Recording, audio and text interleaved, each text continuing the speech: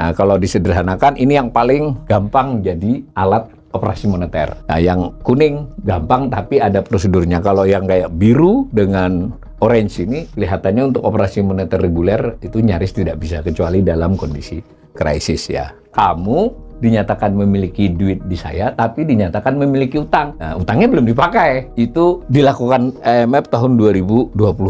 Dan Indonesia salah satu aja dari sekian ratus negara yang dapat. Yang paling banyak dapat Cina dan Amerika. Kita termasuk yang sedikit itu. Ya nggak sedikit banget.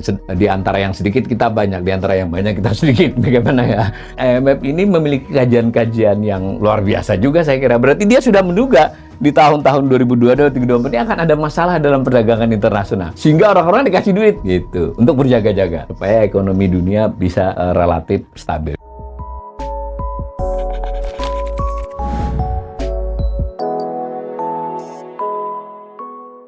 Kita memang mendapat informasi bahwa posisi cadangan devisa kita itu sebesar 136,22 miliar per akhir April 2024 lalu. Dan itu dikatakan oleh Bank Indonesia sebuah posisi yang cukup kuat dan memiliki daya tahan jika ada goncangan eksternal, disebut memiliki ketahanan eksternal yang cukup kuat. Antara lain karena dia sejumlah itu cukup untuk membiayai sekitar 6 bulan pembayaran utang pemerintah ditambah impor. Jadi dalam ukuran standar internasional jika suatu negara lebih dari 3 bulan kecukupannya dianggap kuat. Tapi saya ingin mengingatkan bahwa ukuran itu adalah ukuran di waktu normal.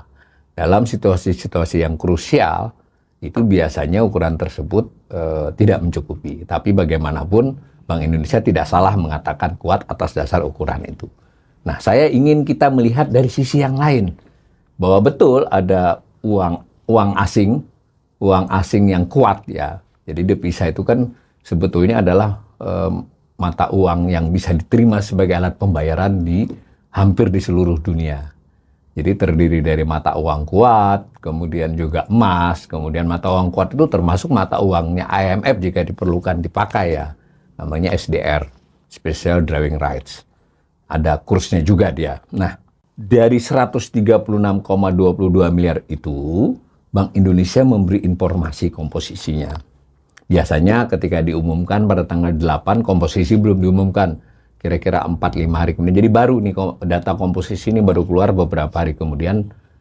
Dan biasanya tidak terlalu dipublikasi. Cuma kita pembelajar ekonomi harus memiliki kemampuan untuk mencari data-data seperti ini dari web Bank Indonesia yang antara lain agak sedikit tersamar ya untuk data-data ini. Nah, ada beberapa jenis menurut publikasi Bank Indonesia. Satu yang namanya emas moneter ya. Jadi emas moneter ya, bukan emas yang ada di pasar atau emas moneter ini emas yang memang bisa dipakai untuk operasi moneter oleh Bank Indonesia. Jadi dia sewaktu-waktu bisa digunakan oleh Bank Indonesia. Di masa lampau bahkan yang disebut cadangan devisa itu lebih bersifat emas moneter ini saja, sekarang macam-macam. Itu nilainya kurang lebih 5,85 miliar. Dari 136, ya 4,3%. Yang kedua, bentuknya adalah mata uang IMF. Jadi Special Drawing Rights dan Reserve Fund, RPF itu saya lupa, Reserve Position Fund.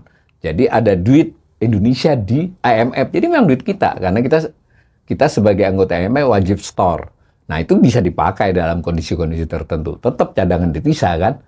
Tapi kondisi tertentu nilainya cukup besar. Tadi karena kita ditambahi oleh IMF itu sempat 6,31.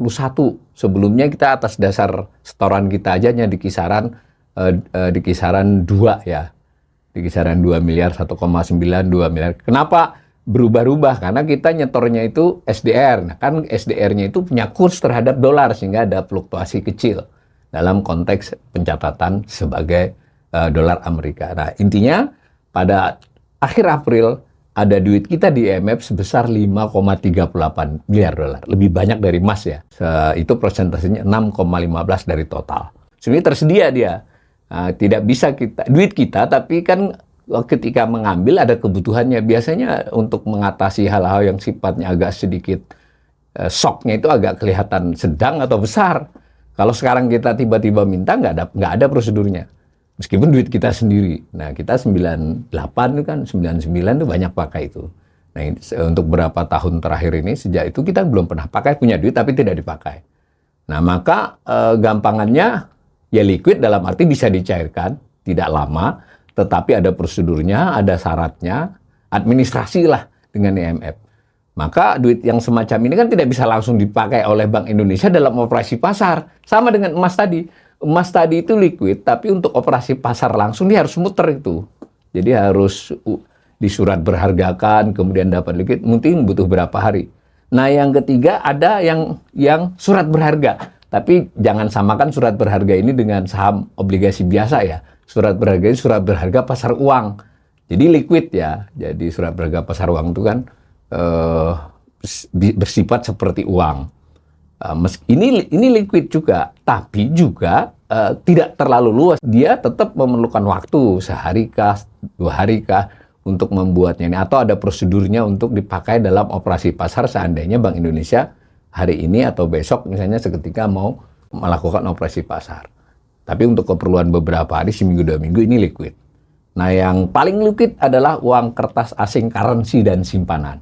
Itu kan simpanan di bank dalam kontrol Bank Indonesia kan, valuta asingnya, atau berupa uang cash, currency, itu kan bisa dipakai langsung. Ini paling liquid. Semua liquid ya, saya ingin ingatkan pengertian liquid saya ini adalah pengertian operasi pasar, bukan pengertian tidak bisa dipakai.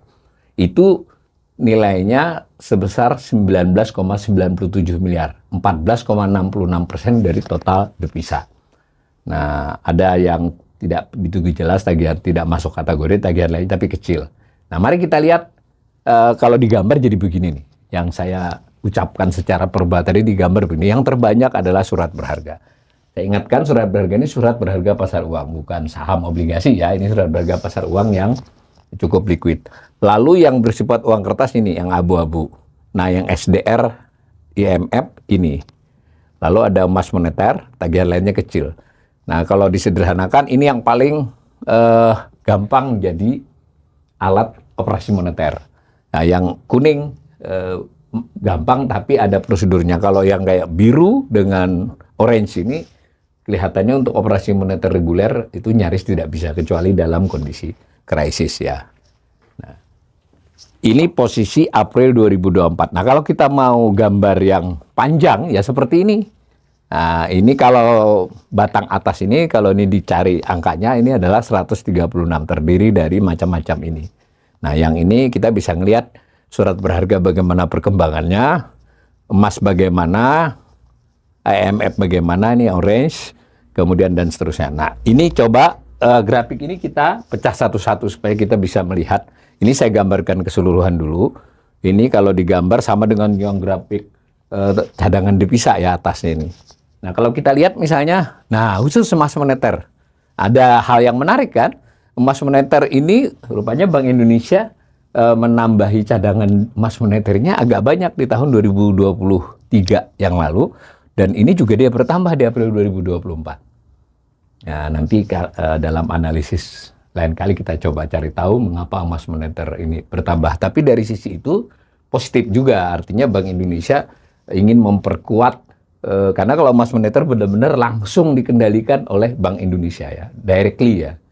Nah, tetapi di sisi yang lain tidak langsung juga seketika bisa dipakai. Hitungan jam itu nggak bisa, tapi naik ini. Nah, kemudian kalau kita lihat, ya ini yang hadiah, saya sebut hadiah ini dengan maksud ini kayak akuntansi saja. Kamu dinyatakan memiliki duit di saya, tapi dinyatakan memiliki utang. Nah, utangnya belum dipakai. Itu dilakukan IMF tahun 2021 ya, Agustus ya, dan Indonesia salah satu aja dari sekian 180 negara yang dapat. Yang paling banyak dapat Cina dan Amerika. Kita termasuk yang sedikit itu, ya nggak sedikit banget. Di antara yang sedikit kita banyak, di antara yang banyak kita sedikit. Bagaimana ya? Nah, maksudnya jadinya kalau kita setback sedikit, IMF ini memiliki kajian-kajian yang luar biasa juga saya kira. Berarti dia sudah menduga di tahun-tahun 2022-2024 ini akan ada masalah dalam perdagangan internasional. Sehingga orang-orang dikasih duit.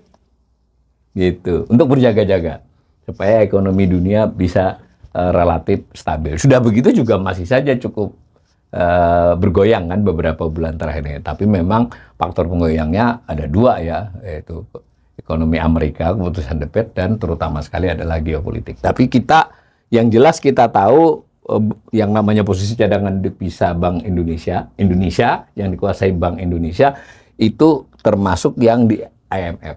Kalau ini sudah dipakai berarti ada sesuatu gitu aja, malah kalau ini dipakai berarti kita sebagai pembelajar ekonomi menduga wah ini masalahnya agak serius sampai pakai duit di berangkas gitu loh. Emas tadi juga di berangkas. Kalau udah pakai itu operasi pasarnya kondisi berarti sudah mulai mengkhawatirkan. Nah, ini yang benar-benar langsung seketika bisa dipakai kan, uang kertas asing dan simpanan. Nah, kan kelihatan ini penurunan dari akhir 2023 ke April kan, turun tajam kan. Nah, pada waktu 2023 naik tajam. Ini turun tajam dan ini bisa saja turun lagi. Ini jelas mengisyaratkan adanya operasi pasar Bank Indonesia. Sekaligus para pembelajar ekonomi mulai bisa menebak-nebak. Tapi memang ini butuh kita cari tahu dari berbagai data dan berbagai kajian. Sebenarnya Bank Indonesia itu memiliki batasan seberapa untuk melakukan operasi pasar. Karena itu ada kata-kata bersayap. Bank Indonesia melakukan operasi pasar pro market untuk menstabilkan rupiah. Pro market artinya kalau kira-kira nih rupiah akan ke 16.500 terlalu kenceng, Bank Indonesia nggak mau maksa sampai di bawah 16.000. Nah, tetapi ini hari-hari ini kan kembali ke kisaran 16.000 saja. Berarti operasi Bank Indonesia mungkin sudah tidak terlalu dia perlukan lagi. Tapi kita lihat saja nanti ke depannya. Yang jelas masalahnya adalah posisi cadangan devisa untuk operasi pasar yang segera itu mulai berkurang di Bank Indonesia. Semacam itu ya. Dengan demikian, saya ingin menyimpulkan, menurut asesmen saya, tapi memang ini perlu kita kaji bersama ya, bahwa nampaknya komposisi jenis cadangan devisa yang dikuasai oleh Bank Indonesia, dikuasai ya, kita harus hati-hati ini karena beberapa devisa itu sebetulnya kalau kepemilikan langsung itu bisa milik perusahaan yang ekspor kan, tetapi sebagaimana bank punya duit, sebutlah 4.000 triliun ya, bank buku 4 itu. Tetapi kan duitnya di situ kan ada duit nasabah. Tapi kan boleh dia pakai. Jadi jangan confuse juga. Bank Indonesia boleh pakai orang ini di otoritas moneter. Tetapi izinkan saya menilai bahwa sebenarnya komposisi dia terhadap cadangan devisa ini tidak kuat-kuat amat. Tentu Bank Indonesia harus mengatakan kuat dan berdaya tahan supaya pasar dan semua pelaku ekonomi tidak panik. Kita pembelajar ekonomi ingin mendiskonnya. Ini kondisinya lebih buruk dari tahun-tahun lampau, meskipun belum terlampau buruk.